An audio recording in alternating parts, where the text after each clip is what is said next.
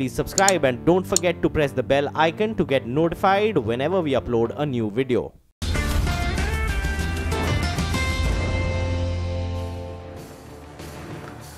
Welcome back. Well, a lot of stocks are doing well. One which is not doing well right now is Dish TV. That's down about 7%. So that stock, of course, is reacting to the news on what's happening between Dish TV and Videocon. So that stock right now at the low point, down about 7%.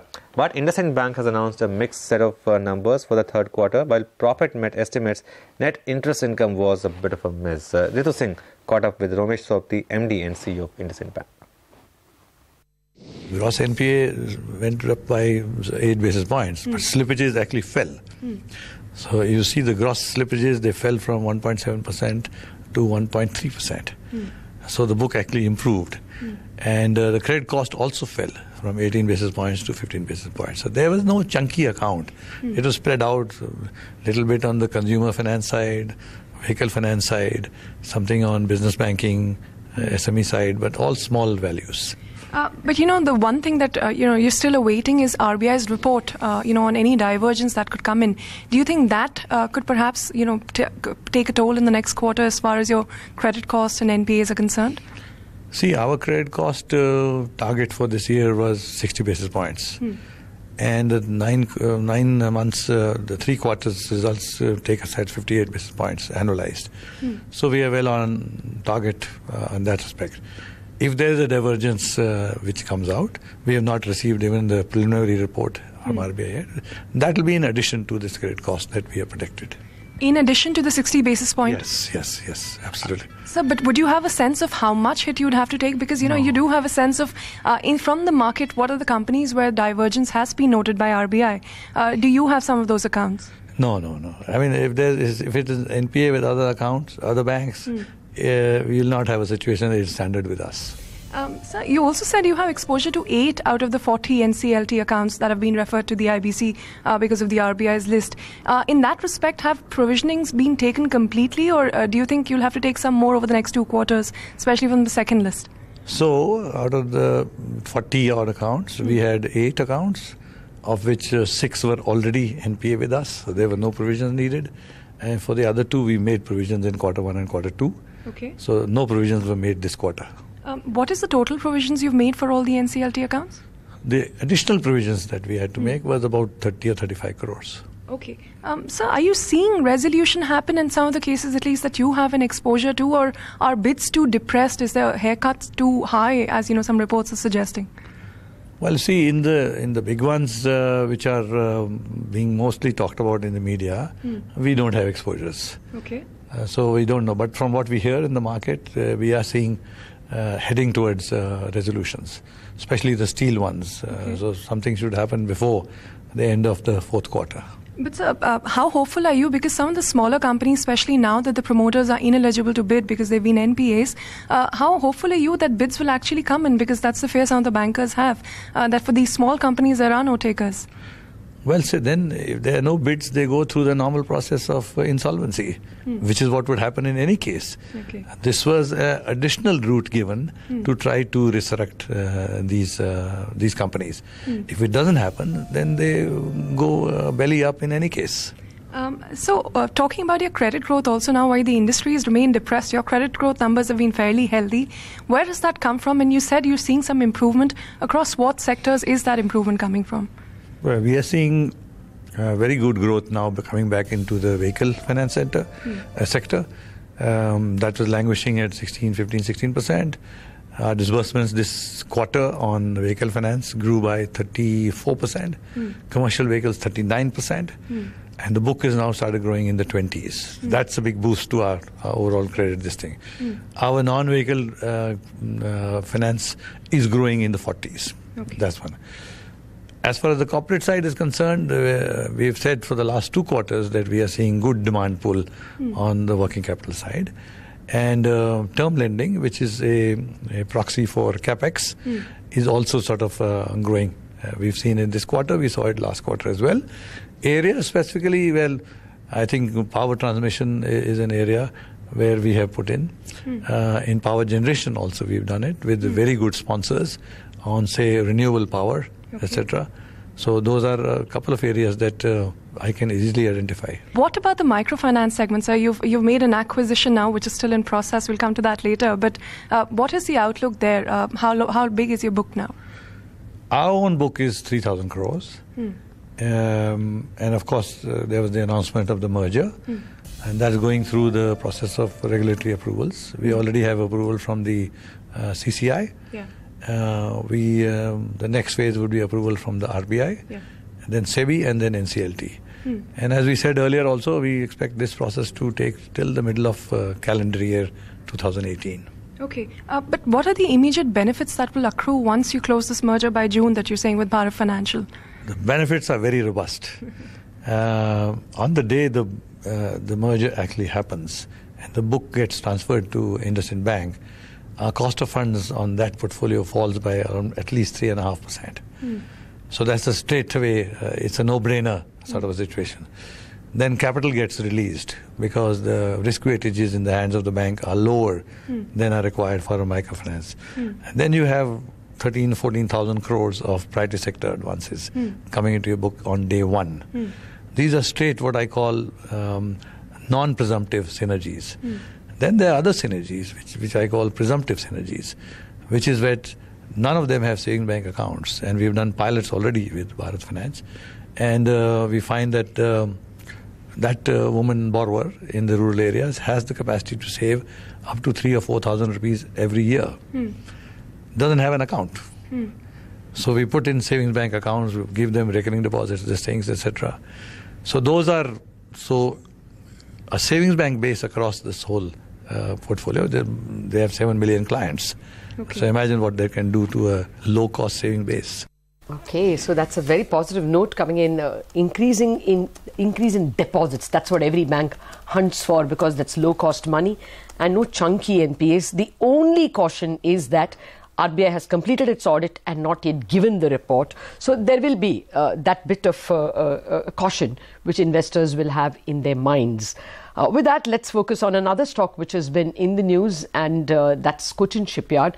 It signed an MOU with the Mumbai Port Trust for management and operation of their ship repair facilities. Must be a big order.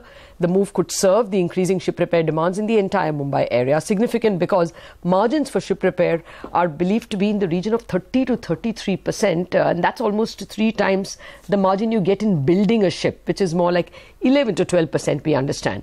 Madhu Nair, CMD, Cochin Shipyard, joins us on the phone line. Mr. Nair, good morning, and thank you very much for joining us. I'm dying to know a lot about this Mumbai Port Trust agreement, but you must forgive me my hunger as a journalist. Is there anything about your merger with Dredging Corporation? Definitely no. Okay. Nothing with DCA. The government hasn't sounded you on anything? No, nothing. Okay. Okay. So can you tell us a little bit about the MOU with Mumbai Port Trust? We understand that, the ship repair business gives you much higher margins. That's right. What will this do overall to both revenues and margins? Mumbai Port Trust had a dry dock called the Hughes Dry Dock, which is a very old dry dock, but then it's a very effective and efficient dock. But what the port used to do is the port used to lease it out, and then the work used to be done by a consortium of various subcontractors whom the owners used to bring. We will now bring in end-to-end solutions based on our ship repair domain expertise here. And we will make some investments also there because there is a fair bit of upgradations and revamp that is to be done. We also intend to bring in a floating dry dock. In addition to the present Hughes Dry Dock, we intend to bring in a floating dry dock also into the Mumbai area. So all in all, we feel it's a very robust situation. The Bombay has potential, and we feel ship repair growth can really happen in the Bombay area with this new arrangement. Sir, but what is the money, Mr. Nair? I mean, how big is this order? I'm asking because whether I look at last year or the 6 months of this year, both revenue is struggling at single digits, and EBITDA is actually down. See, ship repair, if you really look at our we are in shipbuilding and ship repair, and ship repair has seen very significant growth. So if you are looking at our figures also, ship repair has over the last year, we have grown year on year, something like plus 30% year on year, you know. So ship repair is doing very well, and this year also we should be doing exceedingly well from our Cochin operations. This is why we are looking at the Mumbai operations. See, Mumbai, I would expect straight away in the first year, that is FY19, 100 our ship repair revenue turnover point of view. So currently, last year we had done 550 crores here. So straight away the Mumbai operations will add up about 20% plus into the top line in year one. And year two, we expect that to be almost doubled. So there is going to be significant traction, and it's purely ship repair. There is no shipbuilding that will happen in Mumbai. Okay, so overall, if you can give us a guess as to what the revenue growth will be this year, because it looks better than last year. So this year revenue growth, and on that, what can be next year's revenue growth? Will it be double digits? You are talking about the shipyard as a whole, not overall, yes, overall Cochin shipyard. Overall, we should do more than 12-13%. This year itself? Next year, you mean? This year, that's FY18. Oh, okay. Are you expecting ship repair orders from any other state or city port trust? Similar to Mumbai, we are also talking to, I can tell you, we are talking to Kolkata Port Trust. But the opportunities and the business potential in Kolkata is much, much smaller. So that's more of a, I should say, bit of an experiment out in Kolkata. Okay. All right. Mr. Nair, pleasure speaking with you. Thank you very much for joining us with all those details on your agreement with the Mumbai Port Trust. Looks like it's a chunky order for Cochin Shipyard. Okay, just a lot of stocks moving. Indiabulls real estate, by the way, is once again inching up. That stock is now approaching its previous high. So out of F&O now, of course, only available in the cash market, but stock up 3%. Good time to get actually some fresh technical advice. Ashwini Gujarat, Mitesh Thakkar back with us for that. Ashwini, your thoughts? The Bank Nifty is now building some gains from that morning point. How would you approach that, the Nifty and of course individual stocks? Well, 70 points higher to 85 points higher, that's not exactly building gains. But the interesting thing is that TCS is down, but the rest of the Tata Group stocks are higher. So Tata Global, Tata Power, Tata Sponge, Tata Elxsi, everything is moving up. So that could be a theme for the day, that people can look at. So for the moment, ICICI Bank, HDFC Bank are positive, but they really need to do much more for the Bank Nifty to gain more than 100 points. Let's see if that happens. For the moment, we are long on Bank Nifty, but very tentatively long. As far as individual stocks are concerned, ICICI Bank is a buy with a stop of 308, target of 321. It's been down for a couple of days, I think, and possibly some, upside cyclically may be possible for the next 2-3 sessions. Vedanta is a buy with a stop of 334, target of 352. And Tata Sponge has resumed its rally. That's a buy with a stop of 1190, target of 1250. Okay. Well, Mitesh is also with us. Good morning, Mitesh, again. What are you trading now?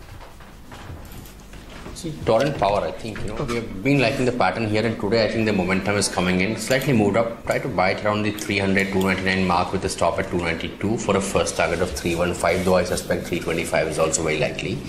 And amongst the short-term charts, HDFC Limited is showing good traction on the upside, and that's a buy with a stop at 1740 for targets close to about 1780. Again, it's moving slightly, so try to buy it on a 3-4 kind of a dip. Okay, and Sandeep Wagle is also with us. Sandeep, what stocks would you be looking to trade this morning?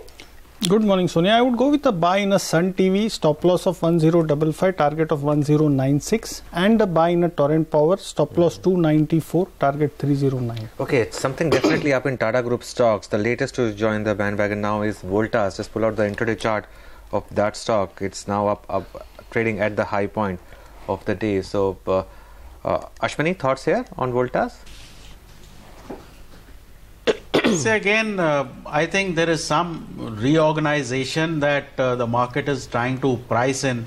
So wherever, you know, two companies do similar businesses, maybe that is what market is betting on.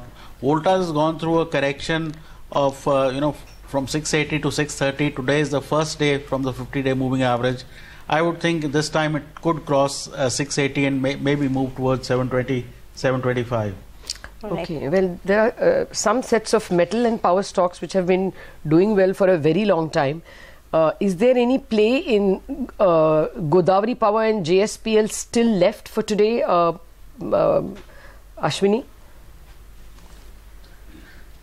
See, you know, JSPL is fairly risky now because the averages have been left, you know, way below where they should be. So you need a 30-40 point correction to enter with any sort of, you know, risk management. As far as Godavari Power is concerned, again, you know, 1 month back it was at 180, now at 470. Very tough to, you know, enter such stocks. Yes, they can continue to move up, but I don't know how to enter. And maybe the closest point to enter is closer to 350.